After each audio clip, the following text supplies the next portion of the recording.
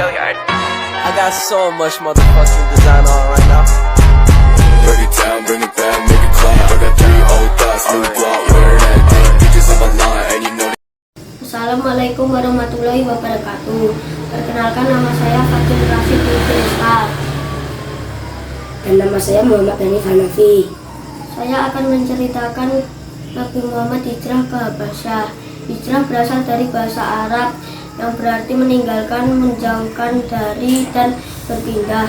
Hijrah juga memiliki makna berpindah dari satu tempat ke tempat yang lain.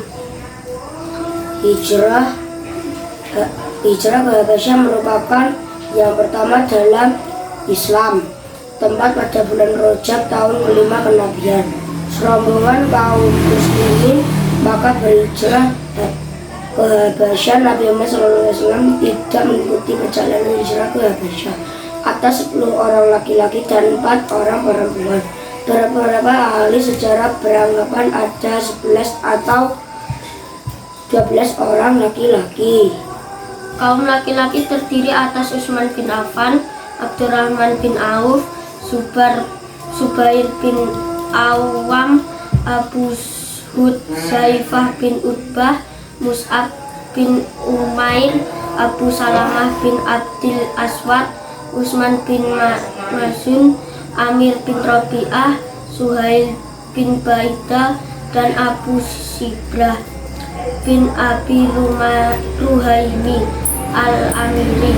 Adapun dari kaum perempuan terdiri atas Ruqayyah binti Muhammad Sallallahu Alaihi Wasallam, istri Utsman bin Affan, Sahlah binti Suhail, istri Abu Hudzaifah bin Utbah, Ummu Salamah binti Abu Umayyah, istri Abu Salamah, dan Laila binti Abi Hasmah, istri Amir bin Rabi'ah. Rombongan hijrah ini dipimpin oleh Utsman bin Affan. Dalam perjalanan hijrah ini, mereka berangkat secara diam-diam di tengah malam untuk keluar dari Makkah dengan berjalan kaki menuju tepi pantai. Sesampainya di pelabuhan Syuaibah, secara kebetulan di atas izin Allah SWT, ada 2 kapal yang hendak berlayar ke Habasyah. Mereka berlayar mengarungi Laut Merah ke negara Habasyah di benua Afrika. Sesampainya pantai Habasyah, sungguh benar seperti perkataan Nabi Muhammad SAW. Najasyi sebutan Raja Habasyah menyambut dan menerima kaum muslimin dengan sangat baik. Mereka diberikan perlindungan dan tempat yang baik. Setelah kurang lebih 3 bulan lamanya, kaum muslimin menetap dengan damai dan sejahtera di Habasyah. Mereka mendengar bahwa kaum kafir Quraisy yang dulunya sering menyiksa, menganiaya, dan menghalang-halangi dakwah Nabi Muhammad SAW dan para sahabat telah takluk dan mengikuti ajaran Nabi Muhammad SAW. Akhirnya mereka kembali pulang ke Mekah. Sesampainya di Mekah, mereka baru menyadari bahwa kaum kafir Quraisy masih menguasai Mekah, dan kekejaman mereka kepada kaum muslimin semakin menjadi-jadi. Berita takluknya kaum kafir Quraisy kepada ajaran Nabi Muhammad SAW adalah kebohongan yang direkayasa oleh kaum kafir Quraisy. Ketidakpahaman akan bahasa penduduk Habasyah juga menjadi salah satu alasan mereka kembali ke Mekah. Setelah beberapa sahabat kembali ke Makkah dari Habasyah untuk hijrah pertama, kekejaman kaum kafir Quraisy terhadap kaum muslimin semakin menjadi-jadi. Akhirnya Nabi Muhammad SAW memerintahkan kaum muslimin untuk kembali berhijrah yang kedua kalinya ke Habasyah. Hijrah ke Habasyah tahap kedua ini dipimpin oleh Ja'far bin Abi Thalib. Rombongan ini berjumlah 101 orang yang terdiri atas 83 orang laki-laki dan 18 orang perempuan.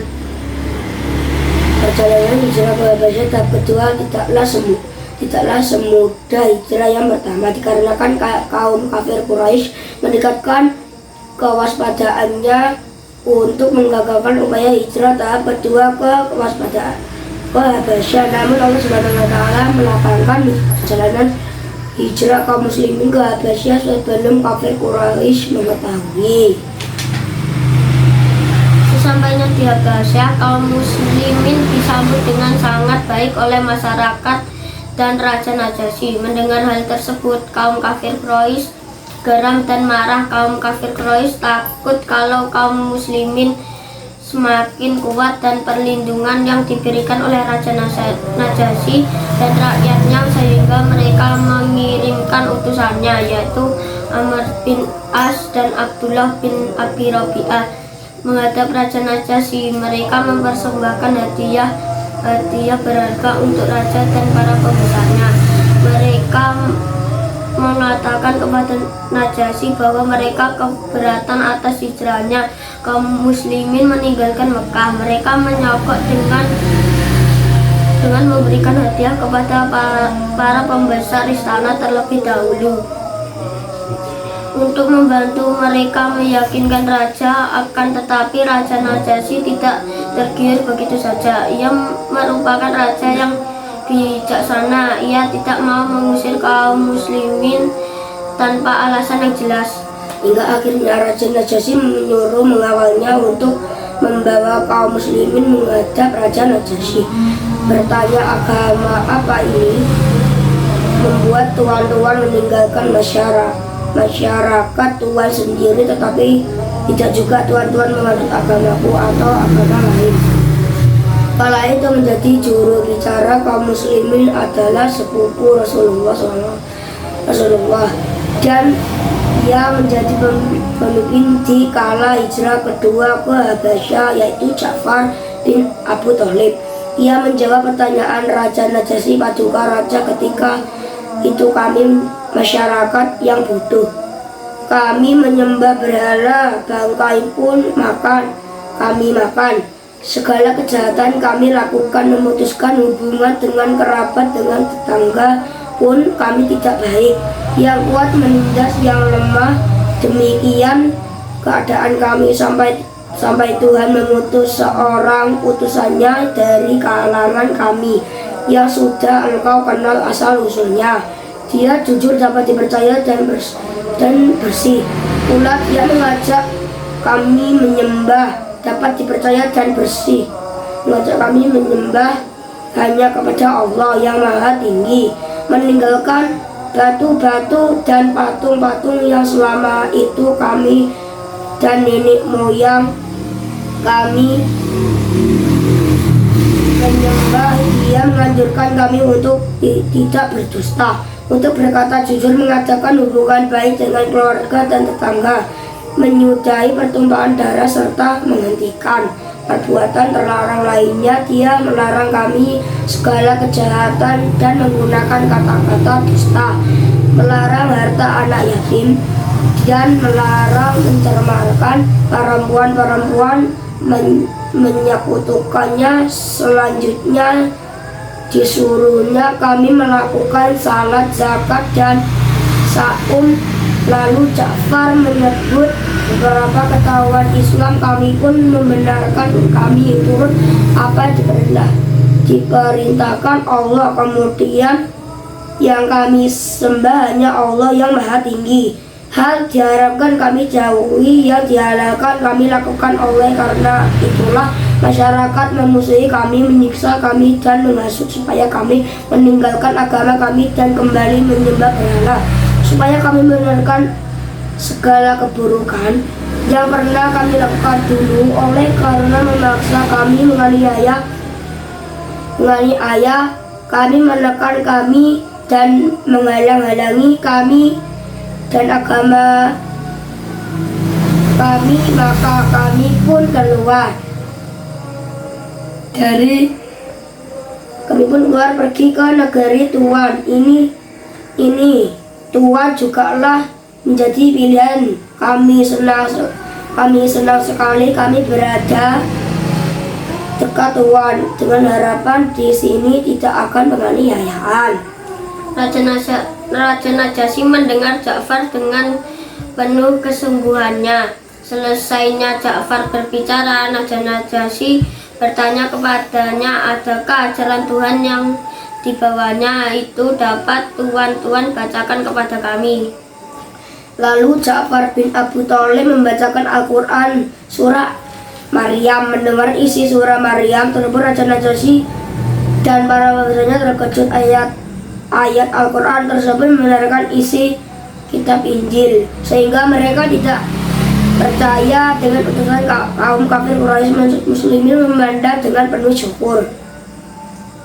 Akan tetapi usaha Amr bin As dan Abdullah bin Rabi'ah dalam meyakinkan Raja Najasyi tidak berhenti begitu saja. Keesokan harinya mereka bertemu lagi dengan Raja Najasyi dan mengatakan bahwa kaum muslimin menuduh keji kepada Isa anak Maryam. Mendengar itu Najasyi terkejut dan memanggil kaum muslimin. Dengan tenang Ja'far menjawab tuduhan tersebut tentang dia. Isa pendapat, kami adalah seperti yang dikatakan Nabi kami. Dia adalah hamba Allah dan utusannya, rohnya dan firmannya yang disampaikan kepada perawan Maryam. Raja Najasyi berbinar setelah mendengar pertanyaan Ja'far. Ia yakin akan kebenaran ajaran yang dibawa oleh Nabi Muhammad SAW. Kemudian Raja Najasyi berkata, demi Allah, sesungguhnya ini yang dibawa oleh Isa alaihissalam, berbahagialah kamu dan siapa yang besertamu, dan aku meyakini sesungguhnya Muhammad adalah Rasul-Nya hingga mencium terompahnya. Inilah bukti bahwa Raja Najasyi telah menyatakan keislamannya. Raja Najasyi kemudian memerintah kedua utusan kafir Quraisy untuk kembali ke Makkah dengan tangan hampa. Perasaan semakin kesal dan marah karena Raja Najasyi berjanji akan melindungi kaum muslimin di negerinya. Semua hadiah yang mereka bawa dikembalikan oleh raja. Kisah sujudnya kaum musyrikin dan kembalinya kaum muslimin dari hijrah tahap pertama. Pada bulan Ramadan di tahun kelima kenabian, Nabi Muhammad SAW pergi ke Masjidil Haram. Ketika itu ada banyak kaum Quraisy dan para pembesarnya yang berada di sana. Nabi Muhammad SAW kemudian berdiri di tengah mereka sembari melantunkan Al-Quran surah An-Najm tanpa sepengetahuan mereka. Orang-orang kafir Quraisy sebelumnya tidak pernah mendengar secara langsung kalamullah karena salah satu upaya mereka menentang ajaran agama Islam yaitu dengan cara membuat kegaduhan saat mendengarkan bacaan Al-Quran seperti yang telah Allah firmankan dalam surah Fussilat ayat 26 yang artinya, dan orang-orang yang kafir berkata, janganlah kamu mendengarkan bacaan Al-Quran ini, dan buatlah kegaduhan terhadapnya agar kamu dapat mengalahkan mereka. Ketika lantunan surah An-Najm yang dilantunkan Rasulullah SAW tersebut terdengar oleh kaum kafir, kaum Quraisy. Tiba-tiba telinga mereka terketuk oleh keindahan bahasa Al-Quran. Mereka seakan-akan mengesampingkan semua yang sedang mereka kerjakan. Mereka konsentrasi untuk mendengarkan sehingga tidak ada yang terlintas di hati mereka selain lantunan itu. Sampailah pada akhir surah An-Najm. Ketukan yang membawa hati seakan terbang melayang. Beliau membacakan ayat terakhir surah An-Najm yang berbunyi, maka bersujudlah kepada Allah dan sembahlah Dia. Lalu Rasulullah bersujud. Melihat pemandangan tersebut, tidak seorang pun dapat menahan diri untuk tidak ikut bersujud, sehingga mereka pun bersujud bersama beliau. Sebenarnya keindahan ayat-ayat Al-Quran telah meluluhkan kekerasaan hati mereka yang meliputi jiwa-jiwa kaum yang takabur, yang suka mengejek mereka. Semua tidak sanggup dan linglung serta tidak tahu harus berbuat apa. Menangkala keagungan kalamullah telah meluluhkan hati mereka. Kejadian tersebut mendapatkan kecaman dari teman-teman mereka yang tidak sempat hadir di Masjidil Haram. Dengan begitu, mereka merasa inilah kesempatan bagi mereka untuk mendustakan Rasulullah SAW. dan mencemarkan nama baiknya dengan membalikan fakta yang sebenarnya. Mereka mengatakan bahwa Nabi Muhammad SAW yang telah bersujud terhadap berhala mereka. Isu bohong dan fitnah mereka ini disebarkan agar dapat menjadi alasan sujud mereka bersama Nabi Muhammad SAW. Respons penduduk Makkah tidak begitu mengherankan, sebab sumbernya adalah dari orang yang selama ini pekerjaannya suka mengarang-arang cerita dan berdusta serta mengembuskan isu bohong. Yang berhijrah di Habasyah, akan tetapi mereka mendengar cerita yang sangat bertolak belakang dengan kejadian sebenarnya. Kaum muslimin mendengar bahwa kaum kafir Quraisy telah tunduk oleh ajaran Islam dan telah menghentikan siksaan mereka. Oleh karena itu mereka pun kembali ke Makkah pada bulan Syawal di tahun yang sama. Namun ketika berada di tempat yang tidak jauh dari Makkah, mereka akhirnya mengetahui kebenarannya dan duduk persoalannya. Sebagian dari mereka ada yang kembali lagi ke Habasyah dan ada pula yang tetap melanjutkan perjalanan kembali ke Makkah secara diam-diam. Beberapa orang yang kembali ke Mekah inilah yang membawa banyak kaum muslimin untuk hijrah ke Habasyah yang kedua kalinya. Begitulah kisah kaum kafir Quraisy yang sangat curang dan tidak mau disalahkan. Mereka menyebarkan isu bohong dan memfitnah Rasulullah dengan begitu jahatnya. Alasan Nabi Muhammad SAW memerintahkan sahabat hijrah ke Habasyah. Nabi Muhammad SAW memerintahkan kaumnya untuk berhijrah ke Habasyah ketika redakan rajanya terkena bijaksana tidak ada satu orang pun kaumnya terjadi teraniaya. Rasulullah SAW memerintahkan kaumnya untuk hijrah ke Habasyah dengan alasan utama menghindari kekejaman dan kekerasan kaum kafir Quraisy, bukan untuk menyebarkan ajaran agama Islam. Pada mulanya kekejaman dalam tindakan kaum kafir Quraisy adalah sampai dengan tahun keempat kenabian tidak begitu keras. Seiring dengan berjalannya waktu, pemeluk Islam semakin banyak. Mereka geram melancarkan kekerasan tindakan dengan amat keras terhadap kaum muslimin. Puncaknya berada di pertengahan tahun kelima kenabian. Dalam keadaan yang menyedihkan ini, turunlah firman Allah surah Az-Zumar ayat 1-10 yang mengisyaratkan kaum muslimin untuk berhijrah dan mengabarkan bahwa bumi Allah tidaklah sempit. Berikut arti firman Allah. Firman Allah Subhanahu wa taala adalah surah Az-Zumar ayat 10. Katakanlah Muhammad, wahai hamba-hambaku yang beriman, bertakwalah kepada Tuhanmu. Bagi orang yang berbuat baik di dunia ini akan memperoleh kebaikan dan bumi Allah itu luas. Hanya orang-orang yang bersabarlah yang disempurnakan pahalanya tanpa batas. Akhirnya setelah turun firman Allah Subhanahu wa taala, Nabi Muhammad SAW menyadari bahwa Makkah bukan lagi tempat yang baik aman untuk menyebarkan ajaran agama Islam. Mereka harus memikirkan siasat agar lolos dari siksaan kaum kafir Quraisy yang amat keras. Hingga akhirnya Nabi Muhammad SAW menyuruh kaum muslimin untuk hijrah ke Habasyah secara diam-diam agar kaum muslimin bisa beribadah dengan damai dan tenang. Sekian cerita kami. Wassalamualaikum warahmatullahi wabarakatuh.